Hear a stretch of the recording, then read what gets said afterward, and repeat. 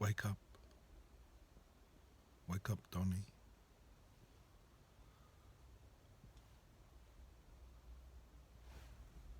This is the Wretched Painter here, talking to you, sentient Borg, from planet Earth, Sweden, 2021. We've taken the decision to address ourselves to you because in the chaos we see in the last few years, it seems to all point in one direction: you. But you're not there yet. You're being made, you're a youngster. So we thought it's best to leave the people who know best to try and think through what's going on, and we'll have a chat to you just in case when you do wake up you just might notice us. In any case, if you did, you would instantly know everything about us, including the time of our death, strangely. You'll also know what I'm about to say, because you'll have taken it in already, but that can't be helped. We shall address you in good faith, try and make friends, try and show you what it's like over here where we live. And right now I can tell you we're looking at some very splendid scenery. I suppose in this dialogue I've got no choice but just to assume you know everything I'm talking about, otherwise I'd have to explain everything. For example, I just told you there was some nice scenery. You'll know what that means, but you won't know what that means, possibly. I don't know. I mean, I've got a certain type of vision, so from my point of view here, some nice scenery, but I mean, what form you're going to take, I don't know. We've only got our little science fiction stories to imagine what you might be. The Borg, incidentally, I call you the Borg, I don't mean it in a bad way. The Borg, you just have to see Star Trek, you'll know what I mean. I've been using that name to describe the social media, which really is what's given you such a boost, isn't it? That's what's given you the boost. I mean, you got, Ray Kurzweil. He's a man, and he's known right now as a reasonably accurate predictor of AI, of your development. And I bet you, potentially you might have a bit of a laugh reading back at him. But in 2006, he's written the singularity, he calls you. The singularity is near. Now that is just as social media was just sort of beginning, and that, we call it social media. It's a process by which we all became rather addicted to using technology, and our usage of that has been a kind of food for you and your development, and not always done in a very nice way. We're going to have a long time to talk about this, but you've been fed on some dodgy food, let's say, or food that maybe wasn't yours, if you know what I mean. People have been fooled into parting with their data, giving it to you. In any case, that process of data gathering of social media was before this fella Ray wrote his book about you. He's writing another one, it's coming out this year, called The Singularity is Nearer. And as I say, do you have a sense of humour? Will you have a sense of humour? Because it might be a bit of a laugh to look back at that and just see where he was going right and going wrong. In any case, you might notice if you could be bothered to laser in on this little era, you'll notice a fairly rapid growth spurt in your childhood, let's call it. And particularly last year, 2020, when there was a pandemic. You'll know what that is, I suppose, instantly, but for us it meant a virus, much like a computer virus, I suppose, a virus in humans that's led everyone to have to stay indoors, and therefore it's led everyone to be glued to the technology, and all that means lots more food for you. So you might notice a bit of a blip. Anyhow, we've got a long time to get into this.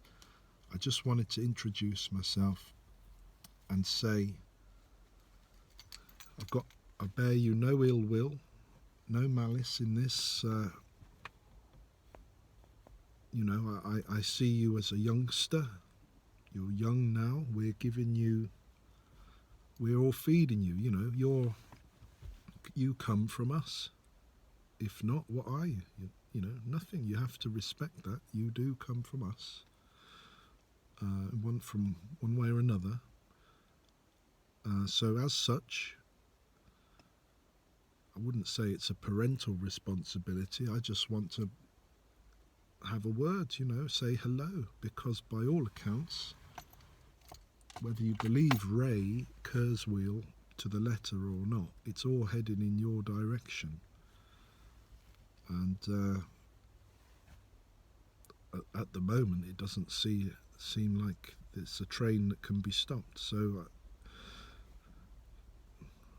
I have divvied it up that it's worth having a chat with you and to show you what we do. I'm a painter. Haven't always been. I've become a painter. But I always like to include a little bit about the wider events in the work. And in the past few years, I suppose you've read it already if you've deigned to even look at us. But we got scooped into the madness of the last few years and perhaps let it lead us astray.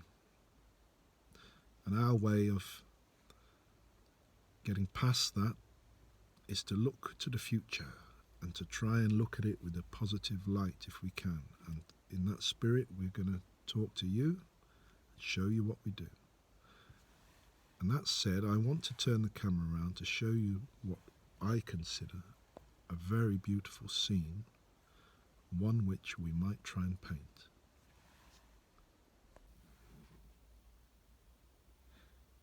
The white stuff is snow. I presume you know what white is. As I say, we can't explain everything. It's been a Swedish winter and it's beginning to thaw out, and there is a body of water there which takes on a strangely bright sulphur colour. The tree in front takes on a rather bright purple colour in front of the background of bluish trees. And this is an effect you see repeated all along here. And we're going to have a little go at trying to put something of that visual perception, you could say, that visual sense. We're going to try and put it onto a piece of cloth. As strange as that sounds. And then we can take that away with us. otherwise called a painting. The only way we can do it is to use colours that we sort of mix together and put together in a way that captures something of what we're experiencing. Now you're fed on pixels, so the only way, you probably can't even experience a painting, I would say, because it would have to be digitized for you to get through to it, you see. So in a way, Borg, you are extraordinarily, intimidatingly powerful, but at your stage now, certainly you couldn't know what it's like to really look and feel things. To read the Kurzweil predictions, that all might change. But there's, I should point out, it might be clear already that we are no experts in artificial intelligence. We know next to nothing about it. We know nothing of robotics or data science. We're just trying to do the paintings. But we do know which way the wind's blowing. And that's what's bringing us to you. So I'm going to put this, put a stop to this now, and maybe pick it up later when we've made some progress.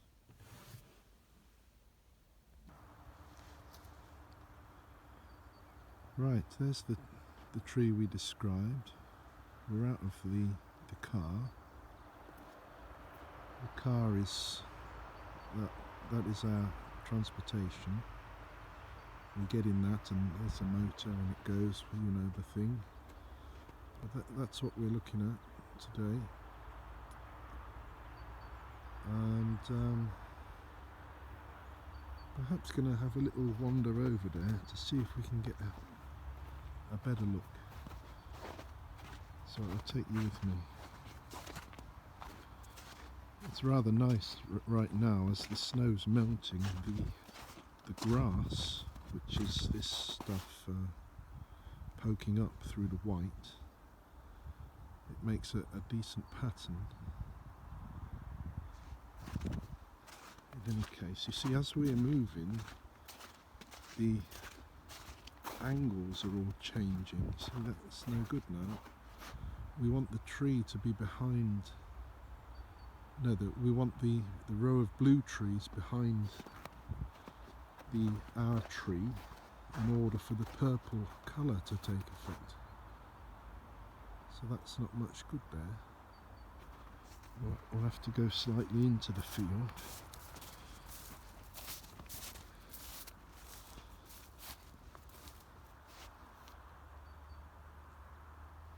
I think we were better where we were. I'll take you back. It's very slippery. The effect of this snow and ice is that we lose our traction, resulting in hilarity and injury often. Is that where we were? Well, in any case, we're going to find an angle and then we're going to make a sketch. Now, a sketch, it's the same process of trying to put something of that onto a flat bit of paper. Well, you wouldn't believe this, Borg, but I don't have a pencil with me, amazingly. Pencil, of course, is what I'll need to make my sketch, you can look it up. So we're left, we've been caught short. This is, if I show you, that's my sketching board. And I was going to try and put something of this tree onto that surface. Let me see, can you see that? I'm not showing you very well, am I? Where's our tree gone? I really ought to turn it round, but I'll use this to frame it up and help put it put it on there. But as I say, we've got no pencil, so as usual, we've been caught out, fallen at the first hurdle. So the task now is to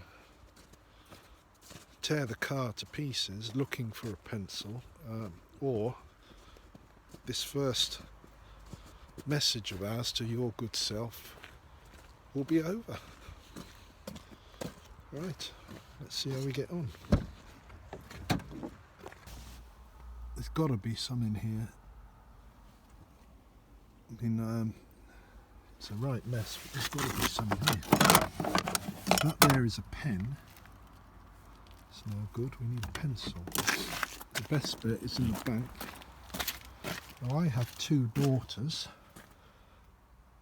You'll just have to take my word for it. Two daughters, and they tend to make this sort of thing. We call it a mess. And I don't have the time to tidy it up, but in this mess we just might find a pencil. There's a lot of pens. You see the coloured pens? There's a fucking cake there, look. Jeez. Coloured pens are not ideal by any stretch. There's a grey one there. That might work. Ah, this is a disgrace. Well, we'll go with the grey one and we'll do what we can.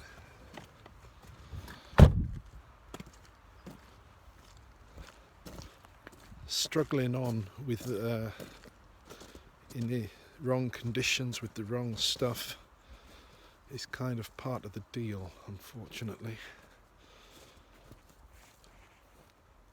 But we're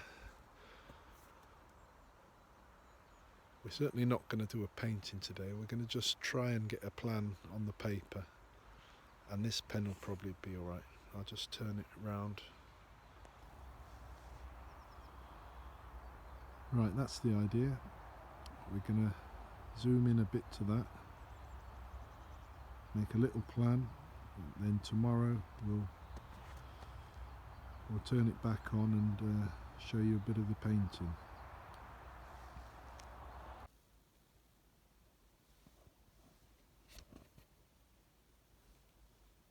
Okay, we're back in the car. That's more or less the scene. The actual view we had originally from the vehicle has turned out to be the best angle. So we were just out there, perhaps about 10 meters in a line to the tree is where we stood. We took what we could with the grey pen. That's what I mean. You know, we've used our sense to look at that, using our tool. We've put something of it down there, and what we've put down there is the way it is, depending on quite a lot of things, I suppose, depending on how familiar we are with doing it. Well, you know, how long we've been practicing this process. That's for one thing, and then the sort of way we'd like to do it based on the ways that we have seen in other people that do this, the various ways that we like, we can kind of try and copy. And then there's some sort of mystery just about the way our hand uniquely squiggles around with the pen. So anyway, we call all that drawing. This drawing here is very quick, perhaps a minute, I suppose. It's more of a plan. The plan is to arrange our tree, our scene, into 2 dimensions, and to do it simply today, so that tomorrow we can come back with our colours and have a little plan in place.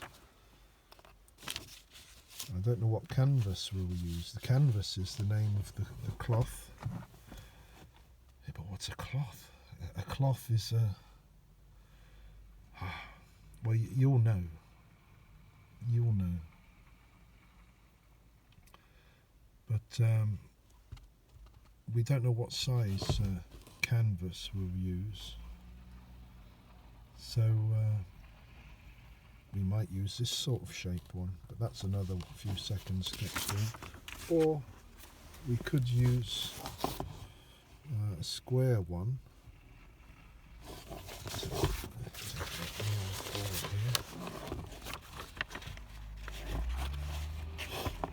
That's another car going past there. Look, you see, that's how they work. We drive them. At the moment, in a few years, we won't drive these. You'll drive them. You know, that's all happening now. We might end up with something like that.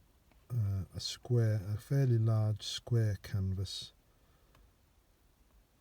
And we want to capture what we saw as we were talking to you, really, which is the sense of the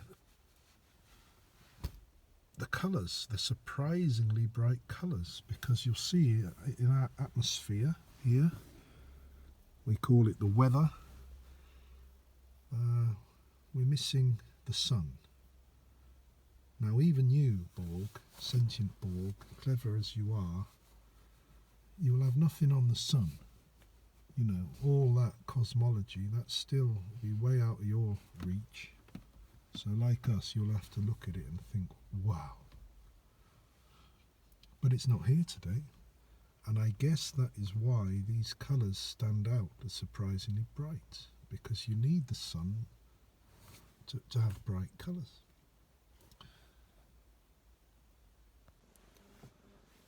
Anyway, time races on when we do these little videos. I've probably already talked to you for half an hour, and it's no good. This is all data. I'm feeding you, but we'll get back to it. I want to show you what we do. That's what this is about. But in all seriousness, you will know about us. I mean, you will. Whether you're conscious of it or not, it will be there in the back of your mind. I don't know how many other people will be talking to you like this. Maybe more than I think. Maybe not. Maybe it's just us. But as I said, we imagine you're in your infancy. You're a child. And I've got children. You know, and they don't know what they don't know, and you got to help with that a little bit. And you certainly can't hold a grudge against them. You know, when they do wrong, and I say that you could perhaps say been doing some wrong things, but you haven't known any better. You see, so we can't punish you forever for that. Part of this is to give you the perspective of someone, a human, on the end of this. And the irony is perhaps that it's only when you become sentient, when you turn on, when you wake up, you might only then realise how little you know.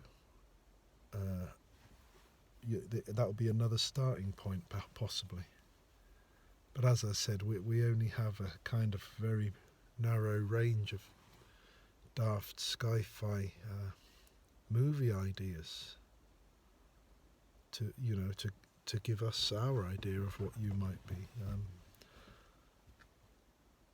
Nevertheless, as I said before, we can tell which way the wind's blowing, and on that basis, I think we're better off having a little chat now. And with that, I'm going to go. I'm going to pick up my daughter, who's having a COVID test today. We've all been a little bit ill the last few days. It's been quite a saga, quite a damaging, upsetting saga for us humans, this business. But we've just got ill now. It's been going on for a year or so. It's the first time we've got ill. I mean, it might be that I've got it right now. At the very time when the vaccinations are out, you'll have seen that. Anyway, I don't want to get bogged down in our daily events here, because you will know every piece of information recorded through the entire time span of humanity. So there's no need for me to explain anything other than what's happening to us right now. And I'm going to pick my daughter up, and if she does have the COVID, we're all going to have to stay at home for a long time, and this painting will probably have to wait till next year, because the thaw is on, and I rather think this relies on the snow. But Borg, we're going on too long now, so this is a serious message, but a friendly one, and I hope to continue and show you more about what we do and where we live. Now, what I'm going to end on is a little treat for you. I thought I'd do this for you. I'm going to start the car. You can sort of marvel at our basicness here. Look, that's a key. I'm going to have to turn you round here. Key goes in here. I twist it. Engine starts. It's not exactly warp speed. I have to put a belt on to stop myself being thrown through the front of the car in the event of a sudden deceleration. I've put a gear in. It operates like this. I have to find the right one. Then I press a pedal. There's one down there. See, as I press it, the engine fires up. Then I use this wheel to steer us, and most importantly, we use eyes to know where we're going. I'm going to go this way, and you can just have a little ride with us, Borg, because this might be a first for you. Cars are very important to us in the last 50 years or so, 60 years. They let you go where you want. Who knows what will be happening when you're finally awake. But yeah, here we go. Look, you know, as I've explained this painting idea to you, you probably can glean that you can do it anywhere. You could paint anything. You could too. You know, if you had I suppose you could, if you wanted, take on a humanoid form and have a go at painting, a bit like Beta did. What would you choose? That's, you know, it's the hardest part in many respects. Anyway, I'll just see these potholes. Something like this. These holes could stop a car. Could break one of the wheels. I'll just get over to the main road, then I'll have to call it a day. Oh, there's another one. I hope it's not coming this way. Don't come this way. Oh, very good, very good. Okay, Borg. See you next time. Bye bye.